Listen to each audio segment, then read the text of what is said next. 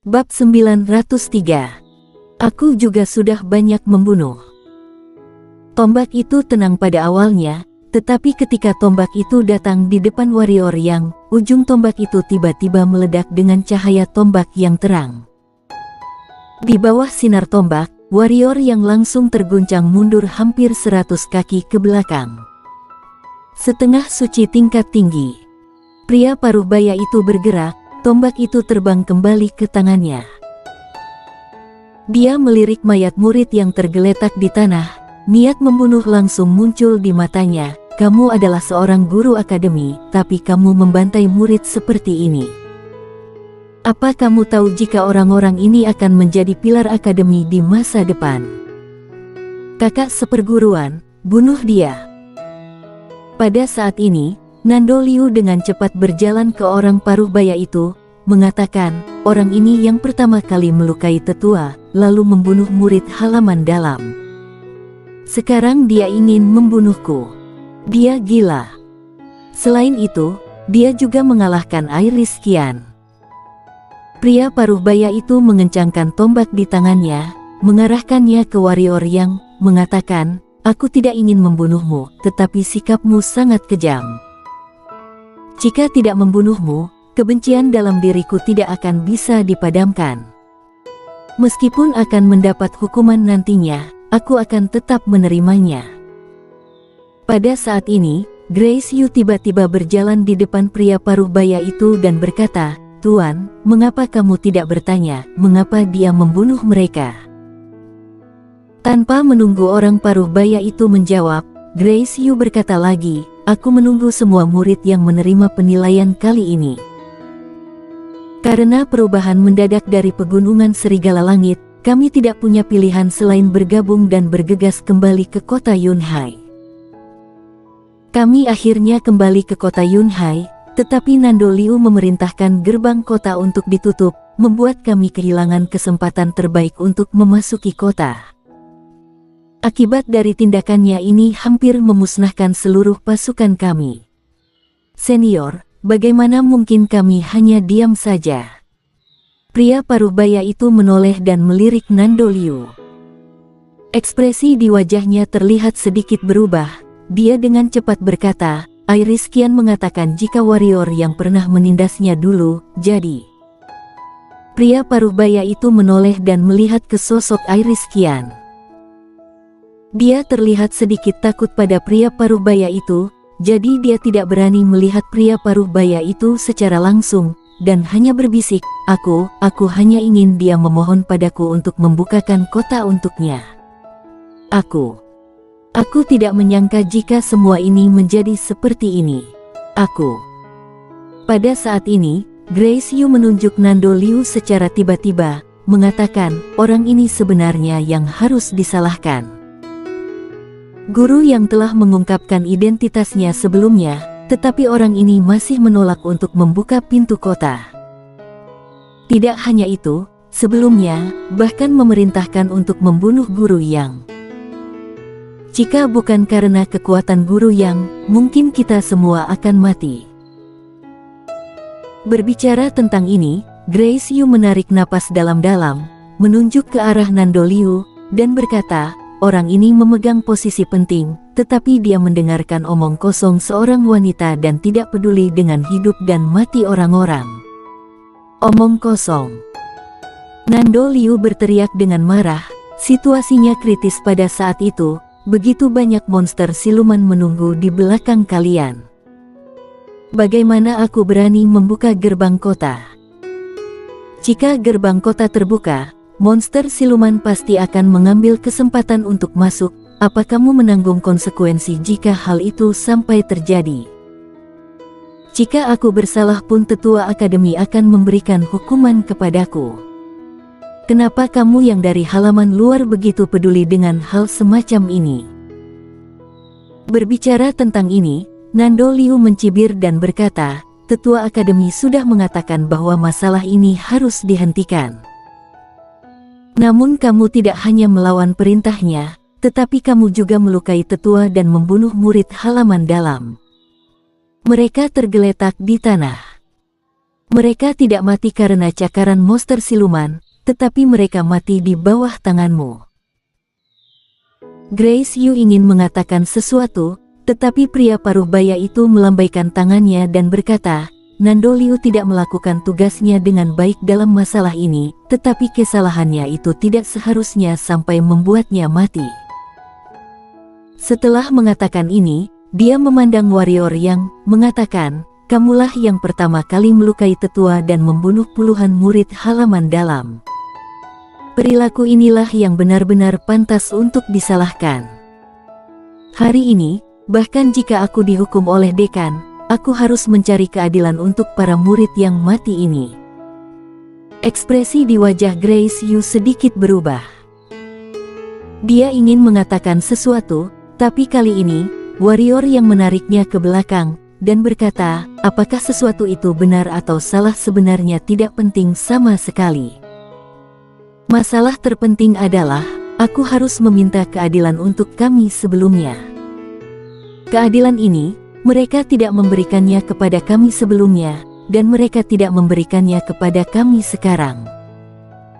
Jika seperti itu, maka aku akan memintanya sendiri sampai aku mendapatkannya. Saat dia mengatakan itu, dia berbalik untuk melihat pria paruh baya dan kembali berkata, aku mencoba berunding dengan tetua akademi, tetapi aku gagal. Dia ingin membuat hal-hal semacam ini berlalu begitu saja. Bagi kita, keputusan ini sangatlah tidak adil. Sekarang kita kembali berdebat, tapi sayangnya, kegagalan lagi yang kita dapatkan. Jika seperti itu, maka bertarung saja. Jika aku kalah, kamu boleh membunuhku. Jika kamu kalah, maka aku akan membunuhmu. Warrior yang, kamu pikir kamu ini siapa? Kakak seperguruan sudah naik ke tingkat tinggi setengah suci. Ingin bertarung dengannya. Apa kamu pikir kamu pantas? Nando Liu mencibir. Tingkat tinggi setengah suci. Warrior yang mencibir di sudut mulutnya, dan berkata, dulu, aku membunuhnya dengan mudah. Membunuhnya dengan sangat mudah. Lucu sekali. Nando Liu mencibir. Warrior yang melirik Nando Liu dan berkata, tunggu, aku akan mengambil kepalamu nanti. Ini tidak akan lama. Pria parubaya, hari ini, aku ingin melihat seberapa kuat ajaran dekan untuk halaman luar. Aku bahkan sangat menantikannya. Bagaimanapun juga, pandangan dan seleranya tidak buruk. Semoga saja kali ini tidak sampai kecolongan. Setelah perkataan itu terucap, pria parubaya itu naik ke langit, melemparkan tombaknya ke arah warrior yang hancurkan. Ketika suara itu jatuh, tombak itu tiba-tiba meledak menjadi nyala api yang mengerikan. Nyala api itu membungkus tombak seperti meteor dan melesat dari langit ke arah warrior yang.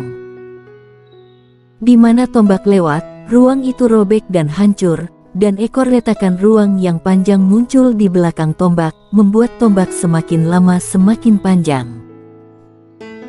Pria parubaya tidak boleh meremehkan musuh, juga tidak berani meremehkan musuh, karena bagaimanapun juga tetua akademi adalah seorang senior tingkat tinggi setengah suci, tetapi dia tetap berhasil dikalahkan oleh warrior yang. Bagaimana mungkin dia berani meremehkan musuh? Warrior yang tidak memilih untuk menghindar, juga tidak dapat memilih untuk menghindar, karena tombak telah menguncinya. Energi hitam mengalir ke pedang Dewa Barbar. Warrior yang menghempaskan kaki kanannya ke tanah, seluruh tubuhnya membubung ke langit, lalu dia memegang pedang di kedua tangan dan memukul tombaknya dengan keras. Di mata semua orang, warrior yang memegang pedang buas bertabrakan dengan tombak di langit. Duar. Suara keras bergema seperti guntur di langit. Dan kemudian, gelombang udara yang menakutkan tiba-tiba menyebar dari langit. Di mana gelombang udara lewat, ruang itu gelisah dan terdistorsi, seolah-olah akan langsung dihancurkan oleh gelombang udara kapan saja. Secara umum, momentumnya sangat menakutkan. Warrior yang terkejut dan jatuh ke tanah di bawah pengaruh gelombang udara yang kuat itu, tetapi ketika dia akan jatuh ke tanah, dia dengan paksa berhenti. Memegang pedang Dewa Barbar di kedua tangannya, warrior yang mendongakkan kepalanya untuk melihat ke arah langit dengan sentuhan kesungguhan di matanya. Dan pada saat ini, seluruh ruang langit tiba-tiba terdistorsi, dan gelombang udara itu langsung terdistorsi menjadi ketiadaan. Mati. Tiba-tiba ada suara marah dari pria itu di atas langit. Kemudian, tombak panjang hitam legam melesat melintasi langit dan meluncur ke arah warrior yang di mana tombak hitam lewat di sepanjang jalan, ruang itu dipelintir menjadi tikungan. Dan kemudian hancur. Tombak itu masih ada di langit, tetapi tekanan mengerikan di dalamnya secara langsung menyebabkan tanah di bawah tembok kota runtuh inci demi inci. Namun segera, ketika runtuh hingga beberapa kaki, kekuatan aneh muncul di bawah tanah, memblokir paksaan. Tapi warrior yang telah menjadi pusat paksaan itu. Tekanan yang kuat membuat tubuh warrior yang menggeliat, seolah-olah akan meledak kapan saja. Melihat adegan ini, Nando Liu memiliki kilatan kegembiraan di matanya. Karena menurutnya, warrior yang sudah pasti akan mati. Jen dan yang lainnya memiliki ekspresi khawatir di mata mereka. Meskipun mereka memiliki kepercayaan pada warrior yang, mereka harus mengatakan bahwa kekuatan pria Paruh-baya ini benar-benar terlalu kuat. Sepertinya hanya mengandalkan kekuatan fisik tidak bisa mengalahkan setengah suci. Warrior yang menarik napas dalam-dalam, lalu maju selangkah. 2R. Pada saat ini, jiwa pedang yang menakutkan melonjak keluar dari tubuh warrior yang. Saat jiwa pedang muncul, paksaan yang menakutkan itu langsung menghilang tanpa jejak. Jiwa pedang tingkat 3. Setelah melihat adegan ini, semua orang di lapangan mengubah ekspresi di wajah mereka, termasuk tetua dari akademi yang ditahan dan pria Paruh-baya yang memandang rendah warrior yang di langit. Kamu dari perkumpulan pedang kuno. Pria Paruh-baya di langit berkata dengan sungguh-sungguh. Di matanya, ada guratan serius. Jiwa pedang tingkat 3 dapat dikatakan jika lawan bisa bersaing dengannya karena ini, dan kekuatan tempur lawan masih sangat kuat. Warrior yang memegang pedang di kedua tangan, energi hitam di tubuhnya melonjak gila-gilaan, jiwa pedang diam-diam menyatu ke dalam pedang yang dia genggam, sebagai jiwa pedang. Saat memasuki pedang Dewa Barbar, pedang Dewa Barbar mulai bergetar hebat. Tidak hanya itu, pola naga pada pedang Dewa Barbar tiba-tiba meledak dengan cahaya keemasan yang cemerlang. Klik. Ketika pola naga menyala, ruang di sekitar warrior yang tiba-tiba retak seperti telur yang telah diketuk. Kraak. Retakan menjalar semakin cepat dan jumlahnya semakin banyak. Dalam waktu kurang dari beberapa detik saja, ruang dalam jarak beberapa ratus meter di sekitar warrior yang retak dan terbuka. Di bawah penekanan tingkat 3 jiwa pedang, ruang-ruang itu masih belum kembali pulih. Harus dikatakan bahwa pemulihannya sangat lambat. Semua orang tercengang oleh kejutan adegan ini. Ayo, kamu juga menerima seranganku. Suara warrior yang terdengar, dan seluruh tubuhnya berubah menjadi cahaya pedang dan naik ke langit. Cepat, cepat, sangat cepat sehingga semua orang hanya melihat kilatan cahaya pedang. 2R.